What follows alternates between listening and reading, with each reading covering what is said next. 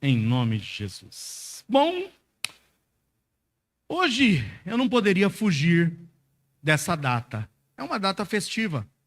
É uma data que nos traz memórias.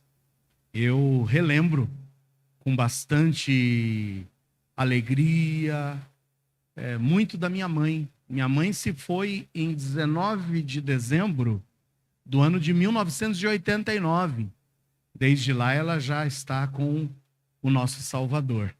Mas eu me recordo muito da minha mãe, das suas instruções, do seu amor, do seu carinho, do seu cuidado. E eu sei que essa é uma época em que traz muitas recordações. Principalmente para você, que já não tem mais a sua mãe querida juntamente contigo. Mas se você a tem, valorize, aproveite esse tempo que Deus tem dado a você, com a possibilidade de tê-la ao seu lado.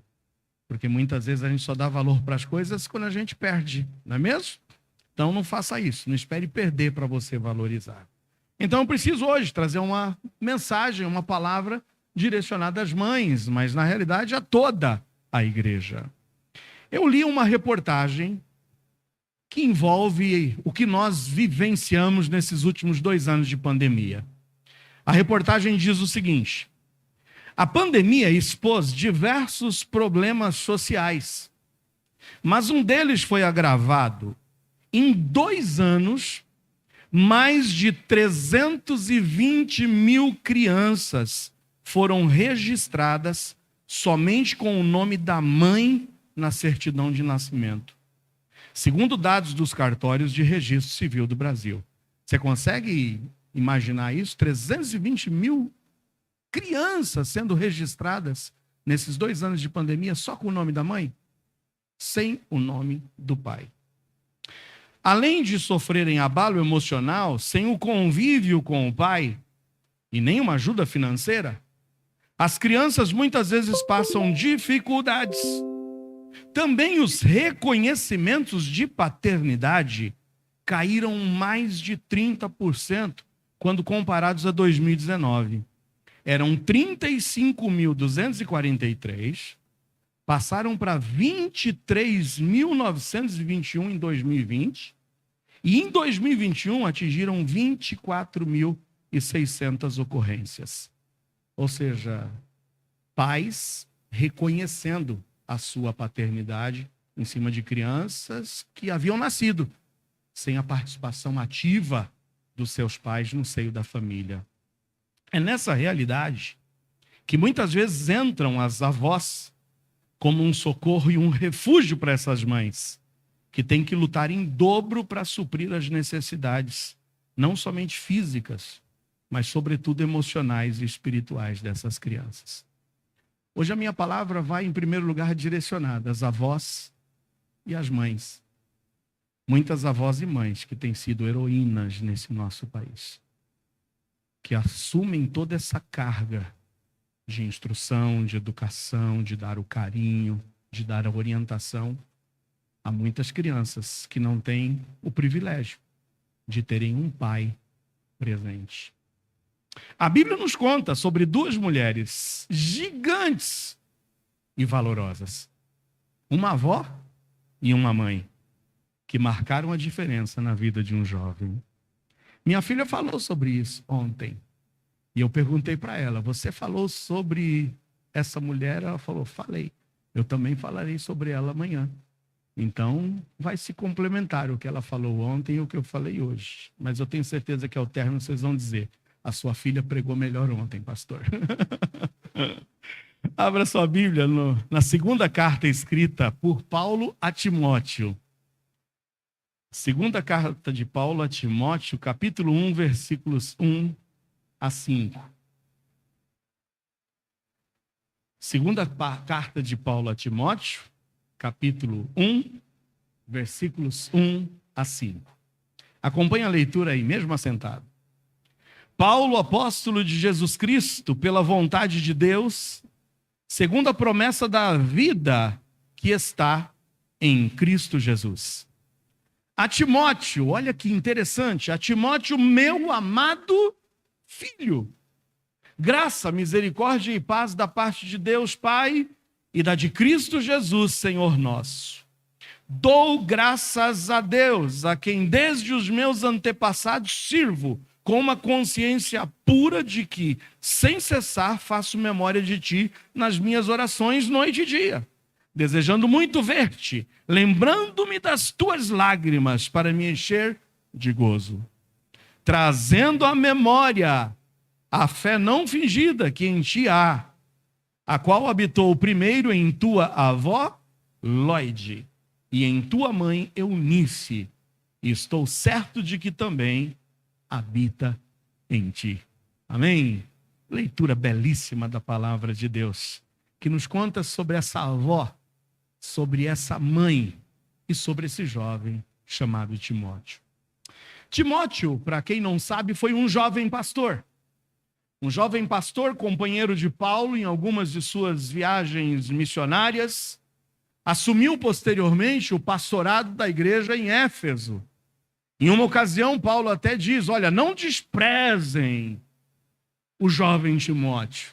Eu sei que ele é jovem, mas ele tem capacidade, ele está sendo treinado, ele está aprendendo. Não desprezem a sua juventude. E esse jovem Timóteo, nós vamos descobrir que foi um instrumento e um vaso precioso nas mãos de Deus. A trajetória de fé vencedora de Timóteo tem origem no seu lar. Mas tem origem no seu lar exatamente por intermédio, sabe de quem? De sua avó e de sua mãe. Duas mulheres valorosas que fizeram toda a diferença na vida do jovem Timóteo. O que a Bíblia nos deixa saber sobre o lar de Timóteo? Vamos aqui, é claro, investigar algumas coisas, claramente a Bíblia vai nos dizer, mas também teremos a liberdade de especular um pouco, de fazer algumas conjecturas. Para isso eu te convido, abra lá no livro de Atos. A gente vai ter um relato sobre o lar, o que a Bíblia fala, como era o lar de Timóteo. Atos 16, versículos 1 a 3. Eu espero você chegar lá, mas enquanto isso, Paulinho, na sua rapidez, já vai também colocar o texto aqui, para você que não tem a Bíblia. Mas comprove, hein? Comprove, porque o pastor pode errar, o Paulinho pode errar lá, e se você estiver olhando na sua Bíblia, você não vai se equivocar. Então, tire sempre a dúvida na sua palavra. Grife, sublinhe. É gostoso ter uma Bíblia marcada, uma Bíblia ali toda anotada. E um dia, quem sabe, você vai ver a sua Bíblia, a sua própria Bíblia, quem sabe editada, hein?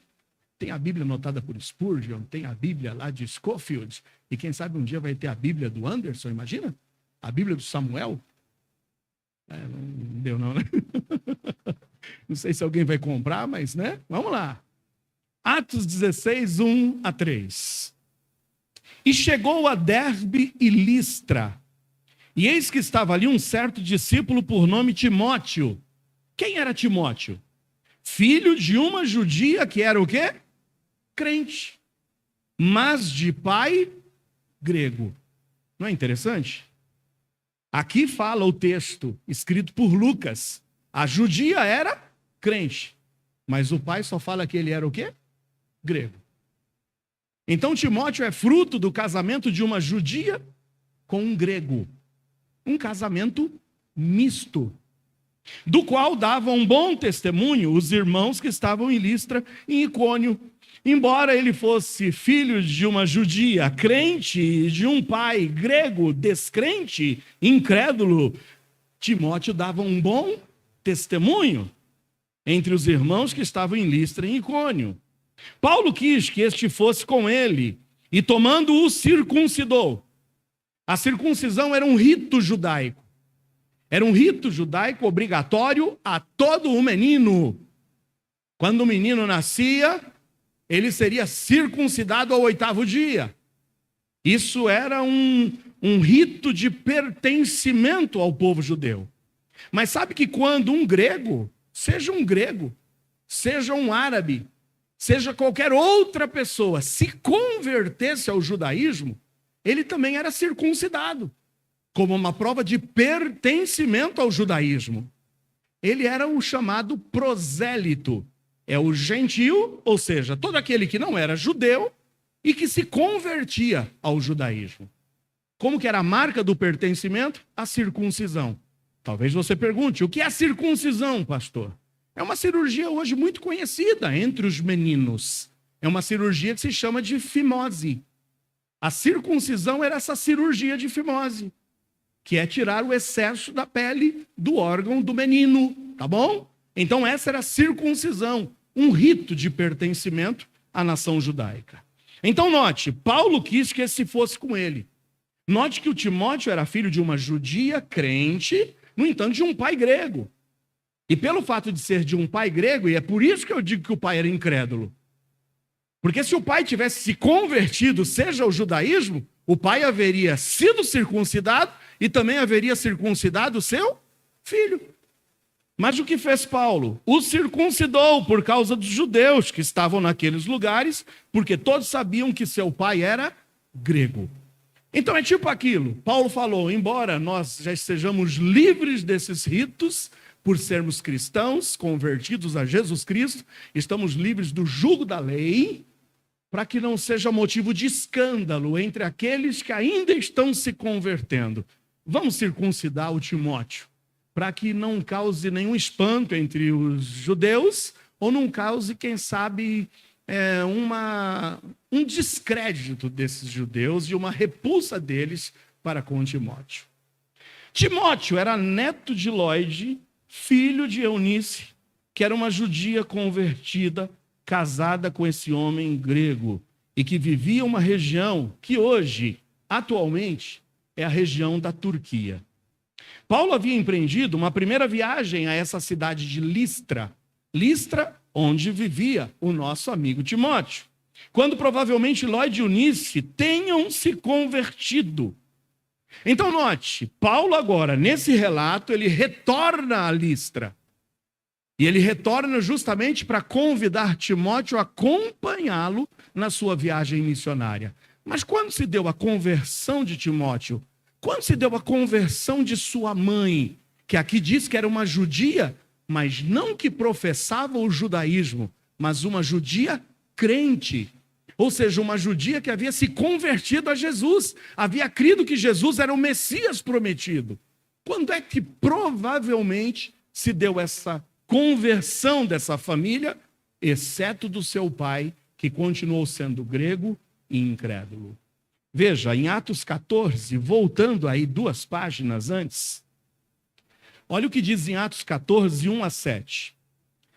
Aconteceu que em Icônio entraram juntos na sinagoga dos judeus e falaram de tal modo que creu uma grande multidão, não só de judeus, mas de gregos. Paulo está chegando pela primeira vez nessa região, Icônio, Derbe, Listra, todas essas cidades próximas, nessa região onde atualmente se localiza a Turquia. E Paulo começou a pregar o evangelho. Passou a anunciar a Jesus Cristo como sendo o Messias, o Salvador do mundo. E creu uma grande multidão. Quem é que estava crendo? Quem é que estava se convertendo? Tanto judeus como também gregos. Mas os judeus, os judeus incrédulos, o que significam esses judeus incrédulos? Os judeus que não criam em Jesus como sendo o Messias e que continuavam ainda fincados na sua religiosidade e nos seus ritualismos. Os judeus incrédulos incitaram e irritaram contra os irmãos os ânimos dos gentios. Detiveram-se, pois, muito tempo, falando ousadamente acerca do Senhor, o qual dava testemunho à palavra da sua graça, permitindo que por suas mãos se fizessem sinais e prodígios. E dividiu-se a multidão da cidade, uns eram pelos judeus e outros pelos apóstolos. Uns pelos opositores incrédulos e outros apoiando os apóstolos. E havendo um motim, versículo 5, tanto dos judeus como dos gentios, como seus principais, para os insultarem e apedrejarem, sabendo eles, fugiram para Listra e Derbe, cidades de Licaônia, região da Turquia atual, e para a província circunvizinha.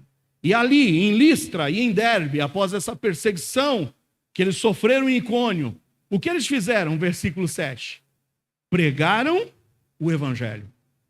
Então, possivelmente, nessa viagem missionária de Paulo, quando Paulo está fugindo da perseguição desses judeus incrédulos e desses gentios e desses gregos, Ele vai parar em Derbe, passa por Listra, cidade de Timóteo, cidade de Lóide, cidade de Eunice. E ali ele prega o evangelho. Possivelmente aqui, a gente consegue especular que nessa ocasião, Eunice, Lóide, ouviram a mensagem do evangelho, se converteram ao Senhor Jesus. Mas o esposo não. O esposo continuou sendo um grego, não aderiu, nem era um grego prosélito convertido ao judaísmo por não ser circuncidado e não ter circuncidado seu filho, mas também não se converteu ao cristianismo. E a realidade dessa região, a realidade desses gregos, era uma realidade de idolatria, de paganismo, de cultos a outros deuses, de adoração à carne, aos desejos carnais. Essa era a realidade dessa cidade. E é nessa cidade onde estava plantada quem?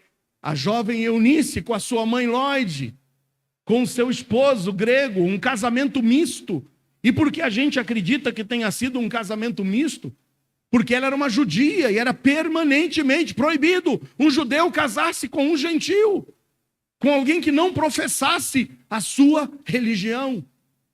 Então talvez ela, não professando o judaísmo, tenha conhecido seu esposo grego, tenha se casado. Mas agora ela se depara com o evangelho restaurador, o evangelho salvador de Jesus Cristo. E a gente vê essa mulher, juntamente com a sua mãe, se convertendo a Jesus. Lembre-se, em Atos 16, 1 e 3, que nós já lemos, está escrito que ali estava um certo discípulo por nome Timóteo, filho agora de uma judia que era crente. Eunice agora havia se convertido. Lóide também, alguém temente a Deus. Crente no Senhor Jesus. Salva, lavada e remida pelo sangue do Cordeiro. Os gregos, idólatras, adorando vários deuses, inclinavam-se para as coisas da carne. E nesse contexto, quem é que está crescendo ali? Timóteo. Para onde Timóteo vai agora? Seguir os caminhos do pai, o grego incrédulo, ou seguir o caminho da mãe, a judia agora crente? Salva, remida e lavada pelo sangue do Cordeiro. E nós sabemos o fim da história. Porque nós sabemos que Timóteo seguiu o caminho da verdade. Amém ou não?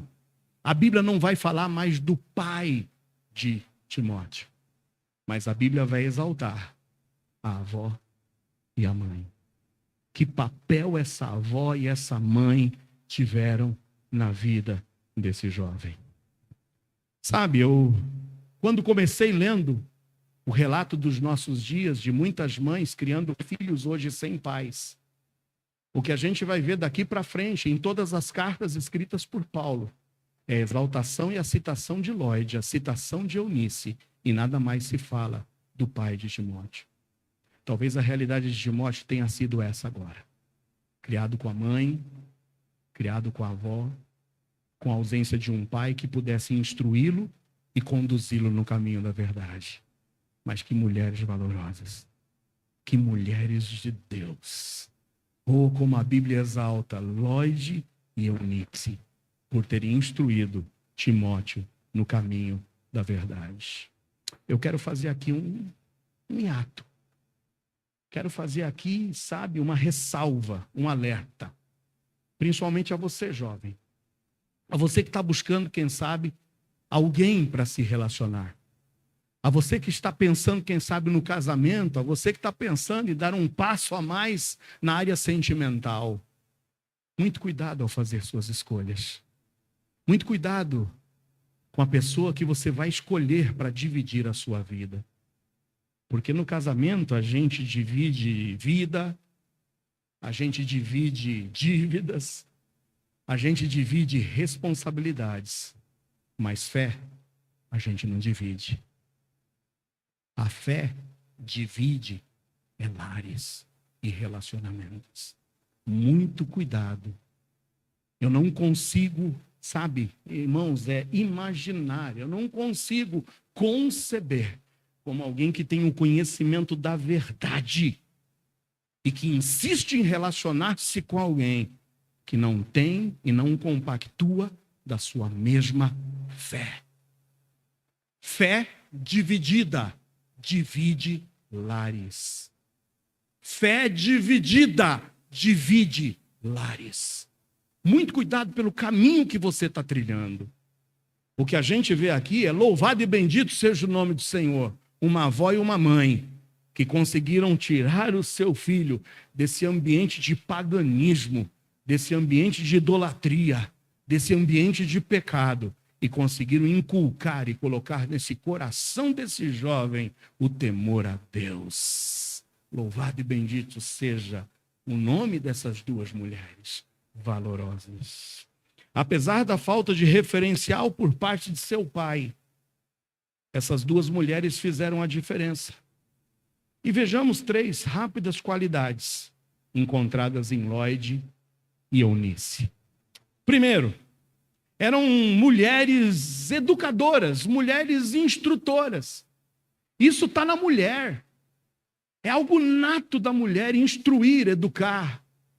É algo que não precisa se ensinar a mulher a isso, embora hoje o mundo tente nos impor, embora hoje o mundo tente colocar diante de nós a tal da ideologia de gênero, irmãos. Não precisa ensinar. A menina já tem naturalmente nela o instinto da maternidade. A mulher naturalmente já, olha, é só pegar qual é o maior indício e o maior número de enfermeiros ou enfermeiras trabalhando na área de pediatria. Enfermeiras. E como naturalmente a mulher tem esse dom, o dom de instrução, o dom de educação, é algo nato dado por Deus quando criou a mulher. E nós vemos aqui essas duas mulheres educadoras e instrutoras. Lloyd era mãe de Eunice, Eunice a mãe de Timóteo. E tanto a mãe quanto a avó foram campeãs em instruir o filho, o netinho delas, no caminho de Deus. Foram responsáveis na formação da fé. Foram responsáveis na formação do caráter do discípulo amado de Paulo, a quem carinhosamente Paulo chama de o meu filho na fé. Faltou um pai realmente na vida de Timóteo, mas não lhe faltou o apóstolo Paulo, que carinhosamente o chama de filho da fé. E o apóstolo Paulo fez justiça ao trabalho dessas duas mães, quando exortou Timóteo a persistir no que ele havia aprendido. Olha o que está escrito em 2 de Paulo a Timóteo 3, 14 e 15. Abre em 2 de Paulo a Timóteo 3, 14 e 15.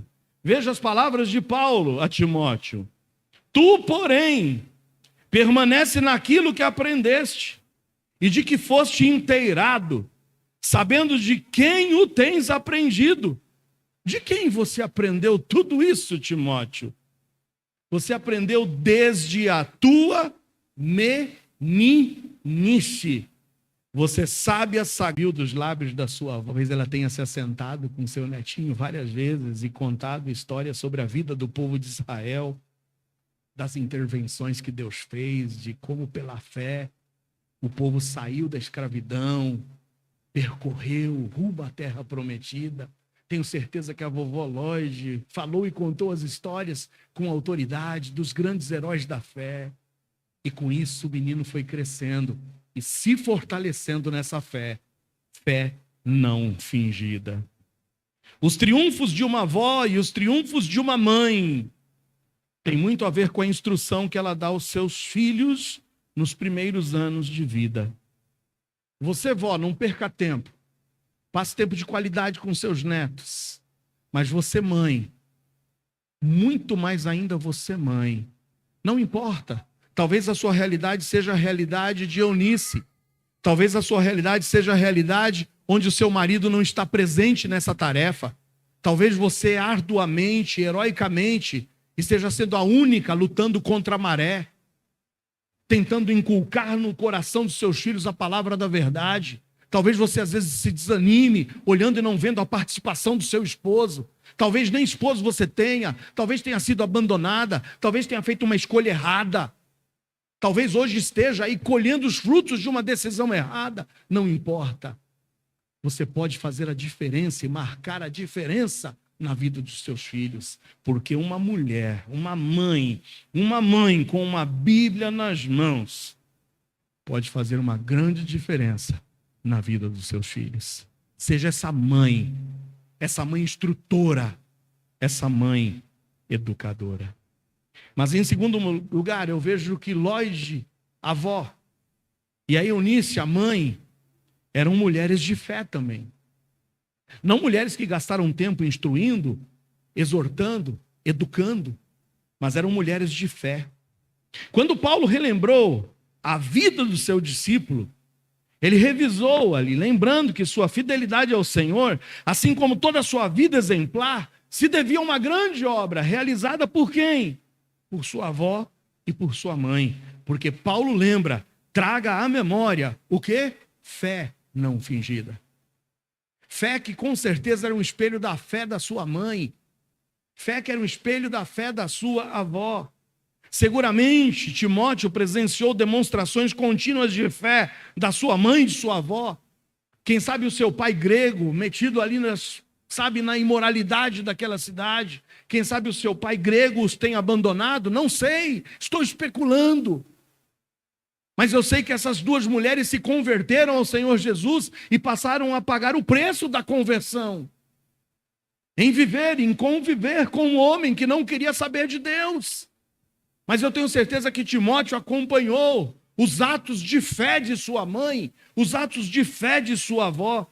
Quem sabe naqueles momentos de grande necessidade, onde somente a oração da fé consegue trazer a resposta divina, Timóteo tenha visto com seus próprios olhos as respostas claras de Deus nos momentos de dificuldade. Quantas vezes Timóteo deve ter, ali contemplado sua mãe e sua avó de joelhos, orando a Deus, clamando a Deus por livramentos, clamando e orando a Deus, quem sabe, por suprimento. E esse menino cresceu com uma prova clara de fé da sua avó e da sua mãe.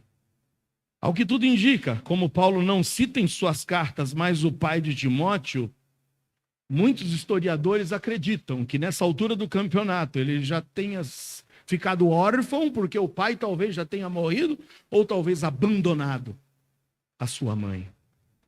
A vida de fé e oração de uma mãe é um dos maiores legados que ela pode deixar para seus filhos. E eu pergunto, mãe, teu filho já te pegou em oração? Teu filho já te contemplou orando? Teu filho já teve momentos em que pôde ver você, quem sabe, lá no recôndito do teu quarto, intercedendo pelos seus filhos? Quantas vezes eu acredito que minha mãe, nas madrugadas, orava ao lado da minha cama? Quantas mães são guerreiras de oração e que, desprezadas muitas vezes pelos seus filhos, que não dão a mínima, não dão atenção, não dão a valorização que as suas mães merecem, estão aí no mundo, perdidos, perambulando, e as mães de joelhos clamando e intercedendo e aguardando milagres de Deus. Mas eu tenho certeza que Timóteo acompanhou esse legado de fé de sua avó e de sua mãe. Sabe qual é o efeito mais valioso que vai durar para sempre na vida de seus filhos, mãe? Quando eles saírem de casa e quando não estiverem mais juntos de vocês, são os valores de fé e de caráter que você deixar inculcado no coração deles. É isso que eles vão levar e vão levar para sempre. É maravilhoso pensar que um grande servo do Senhor pode estar sendo formado dentro de casa com o teu exemplo e com as tuas orações. Timóteo estava sendo formado dentro da sua própria casa, pelo exemplo e pelas orações de sua avó e de sua mãe. Sabe, a devoção de uma mãe faz a diferença. A fé de uma mãe pode conquistar o impossível. E a transmissão dessa fé é quem vai moldar e transformar a vida de seus filhos a ponto de fazê-la alguém honrada e admirada pelos seus próprios filhos. Em Provérbios 31, a gente tem o quadro da mulher virtuosa. Quem achará? Seu valor muito excede ao de Rubens. Mas no capítulo 31 de Provérbios, nos versículos 28, 29 e 30, diz o seguinte: levantam-se seus filhos e chamam-na bem-aventurada. Os filhos levantam e digam: que felicidade que eu tenho em ter a minha mãe, mulher de caráter, mulher de fé, mulher de oração. Seu marido também, ele a louva. Muitas filhas têm procedido virtuosamente, mas tu és de todas a mais excelente. Enganosa, amada irmã, é a beleza. Vã é a formosura. Mas a mulher que teme ao Senhor, essa sim será louvada. Lloyd e Eunice foram louvadas. Foram elogiadas por Paulo.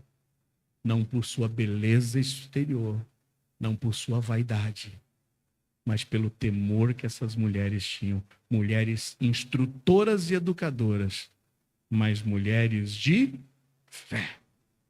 A fé de uma mãe em seu Salvador Jesus Cristo torna-se a melhor fundação, fundamento, alicerce e a melhor herança deixada aos seus filhos. Ô mãe, em nome de Jesus, deixe esse legado aos seus filhos. E por último, elas não somente eram mulheres educadoras e instrutoras que gastaram tempo falando, contando histórias, exercitando, memorizando com seu filho, com seu netinho, mas foram mulheres de fé, com exemplos, a tal ponto que Paulo identifica em Timóteo uma fé não fingida, uma fé autêntica, uma fé verdadeira, fruto da fé de sua avó e de sua mãe.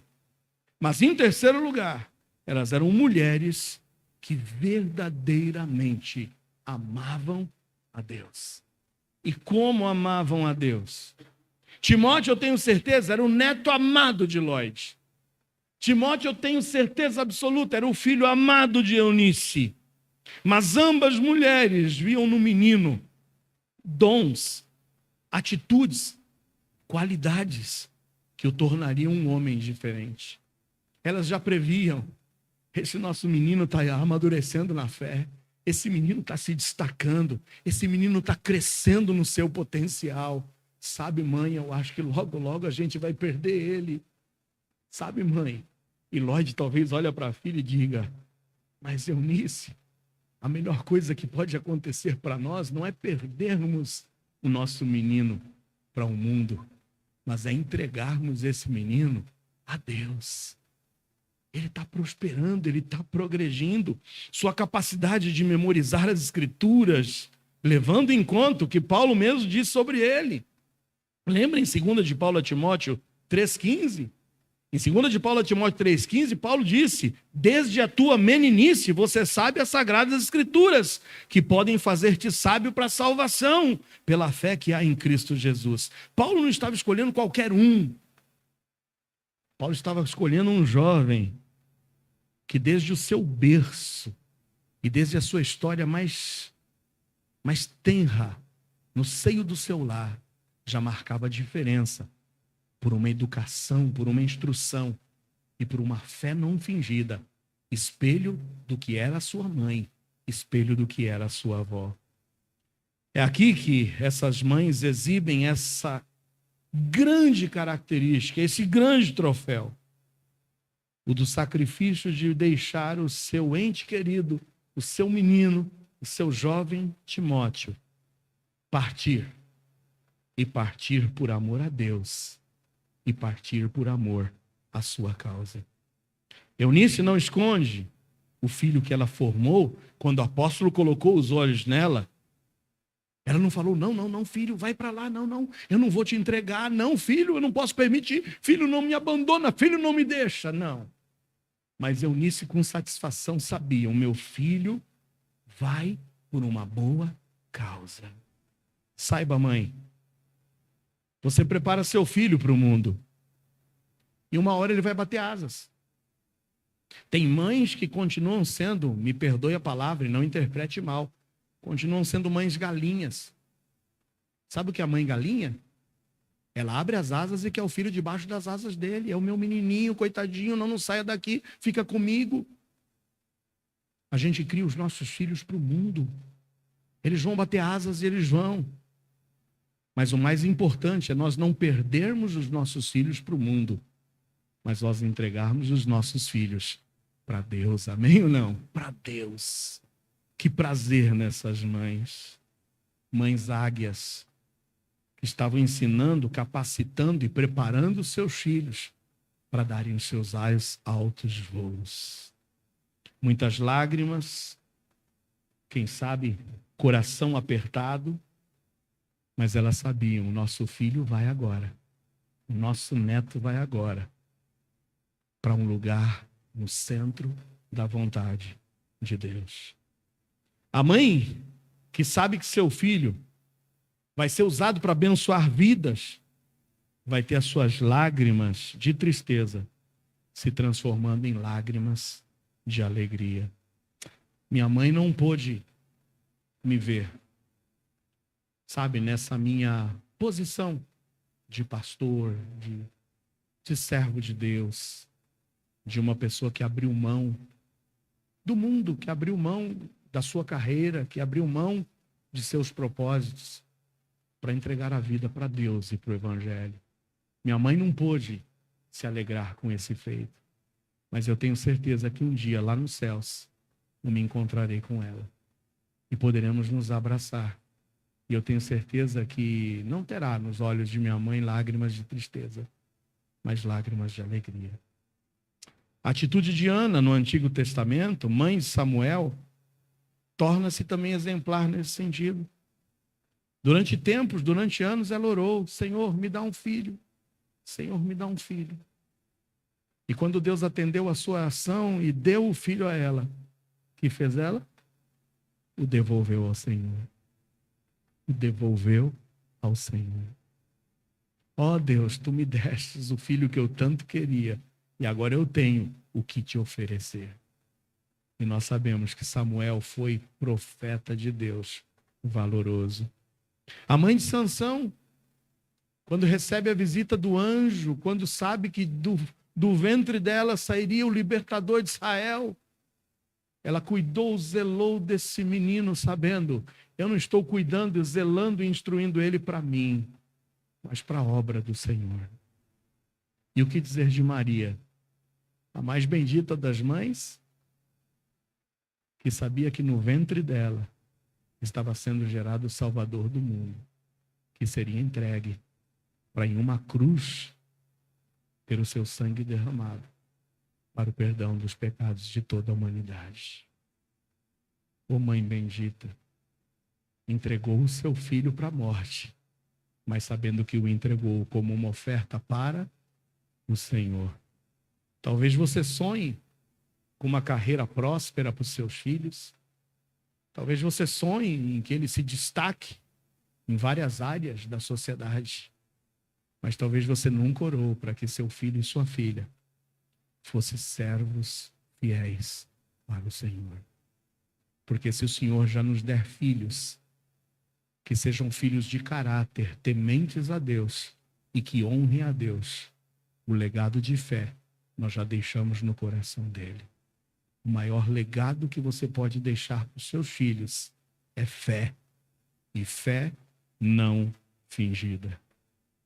Que não soframos perdendo nossos filhos para o mundo, mas que nós nos alegremos por entregar os nossos filhos ao Senhor.